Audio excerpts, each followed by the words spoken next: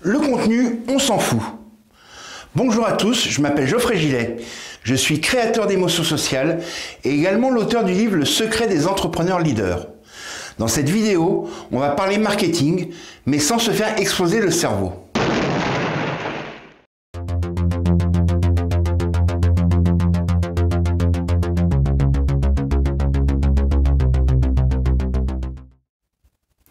Alors, petite vidéo un petit peu spéciale, un petit peu hors série par rapport au format que je te propose habituellement en tant qu'entrepreneur, puisqu'aujourd'hui, je vais parler du cas Jean-Pierre Pernaut. Première règle dans cette vidéo, je ne vais porter aucun jugement sur le contenu journalistique du présentateur phare du JT de TF1. Et deuxième règle, je ne vais porter également aucun jugement sur le phénomène réseaux sociaux qui s'est déployé suite à son coup de gueule.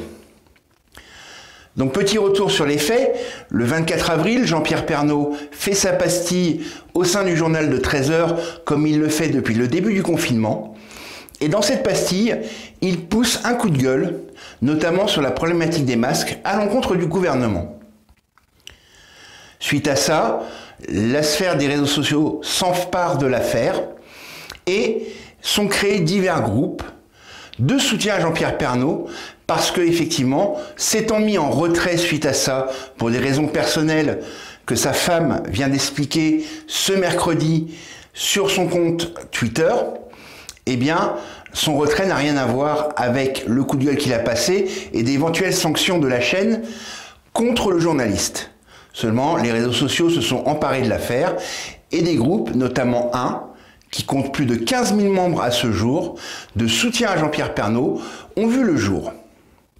Alors comme je l'ai dit, dans cette vidéo, je ne vais ni donner d'avis positif ou négatif sur le contenu des pastilles ou de ce que présente comme reportage Jean-Pierre Pernaut. Je ne suis pas journaliste, je ne suis pas donc apte à juger la qualité de son travail. Deuxième chose, je vais m'intéresser plus aux phénomènes et aux réactions, toujours sans porter aucun jugement, de ce qui se passe au sein de ce fameux groupe de soutien à Jean-Pierre Pernaut. Tout ça, tu vas me dire, quel rapport avec mon activité d'entrepreneur? Eh bien, c'est très simple.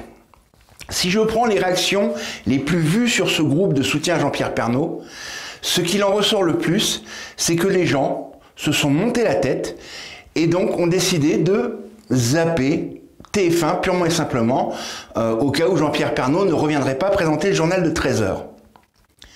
Cela veut bien dire une chose, c'est que les gens sont moins intéressés par le contenu proposé au sein de ce journal de 13h sur TF1 qu'à la personne qui le présente. Et c'est là qu'il faut bien que tu retiennes une leçon en tant qu'entrepreneur de cette histoire, c'est que finalement, ce qui importe plus les gens, ce n'est pas ton contenu à proprement parler, mais l'image que tu vas donner au travers de tes interventions, de tes prises de position, afin de créer un lien. Et une fois que ce lien est créé, oui, les gens vont s'intéresser à ton contenu. C'est pour ça que j'ai titré d'ailleurs cette vidéo « Le contenu, on s'en fout, point d'interrogation ». Parce que tu peux avoir le meilleur contenu de la Terre, apporter un maximum de valeur à ton audience, si tu n'arrives pas à créer ce petit lien avec les gens, eh bien, du coup, ils passeront à côté de ton contenu, parce que finalement, c'est pas tant qu'ils se foutent de ton contenu, mais c'est qu'ils ne te connaissent pas. Et finalement, comme tu n'as pas la notoriété d'un présentateur du JT de TF1, eh bien, effectivement, les gens vont te zapper. D'ailleurs, preuve en est, et je peux m'avancer sans prendre de risque, sur les 15 000 et quelques membres que compte ce groupe de soutien à Jean-Pierre Pernaut, je peux affirmer que 99,99% des membres ne connaissent pas directement Jean-Pierre Pernaut ou ne connaissent pas un proche du journaliste de TF1. Ce phénomène, c'est ce qu'on appelle le phénomène d'appartenance. On le retrouve dans des grands cas comme Apple, par exemple, où effectivement, les gens qui font la queue devant un Apple Store pour acheter le dernier iPhone ne le font pas simplement pour acheter le dernier modèle de la marque à la pomme, mais le font pour eux, pour dire, bah voilà, regardez, j'appartiens à ce mouvement de gens qui ont été les premiers à acheter le dernier téléphone de chez Apple. Donc ce sentiment d'appartenance, il est simple à créer quand tu es une marque avec une notoriété mondiale comme Apple. Il est simple à créer quand tu es journaliste, star de la télé, télé-réalité, célébrité, parce que les gens vont tout de suite avoir envie, vont avoir ce besoin de créer une appartenance entre l'image que tu es, l'image que tu projettes et leur propre vie. Et c'est l'un des challenges de l'entrepreneuriat aujourd'hui, de réussir dans la multitude de publications que les gens peuvent voir passer sur les réseaux sociaux, et bien d'avoir cette petite différence, ce petit truc en plus, qui va faire que les gens vont accrocher sur ta personnalité, sur tes convictions, sur tes prises de position, et à partir de ce moment-là, ils s'intéresseront à ton contenu. Le contenu, c'est important, mais le lien que tu peux créer avec ton audience, le lien que tu peux créer avec tes abonnés sur YouTube, avec tes followers sur Instagram, avec tes fans Facebook, doit être ta priorité.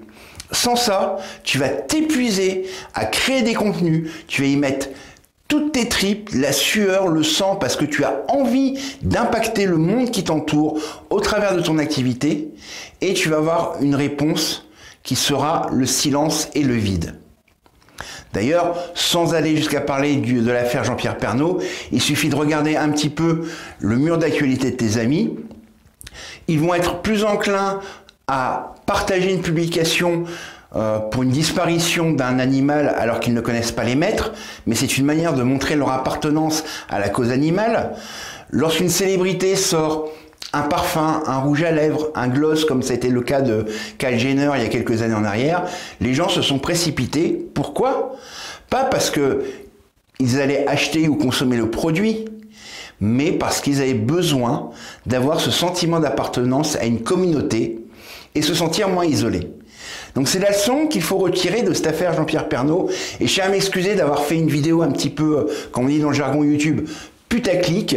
Je savais qu'effectivement il y aurait du monde à partir du moment où j'ai affiché sur la miniature la tête de Jean-Pierre Pernaut, mais c'est aussi un moyen de te faire comprendre que tu dois toujours privilégier la qualité de tes contenus, mais que quelle que soit la qualité de ton contenu, si tu ne crées pas un lien avec ton audience, eh bien les gens ne consommeront pas tes contenus et tu vas t'épuiser et tu vas baisser les bras parce que tu seras découragé de voir que malgré tout le cœur que tu as mis à l'ouvrage, eh bien les gens passeront à côté de tes contenus parce que finalement, tu n'es qu'un entrepreneur parmi tant d'autres pour les gens.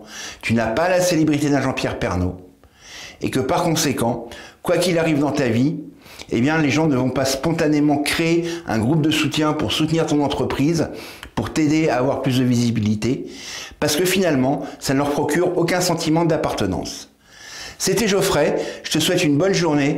N'hésite pas à mettre un pouce bleu sur la vidéo si le contenu t'a plu, à partager cette vidéo, à t'abonner à la chaîne, à laisser un commentaire, bref, à faire une action de soutien. Et on se retrouve jeudi prochain pour un nouveau contenu.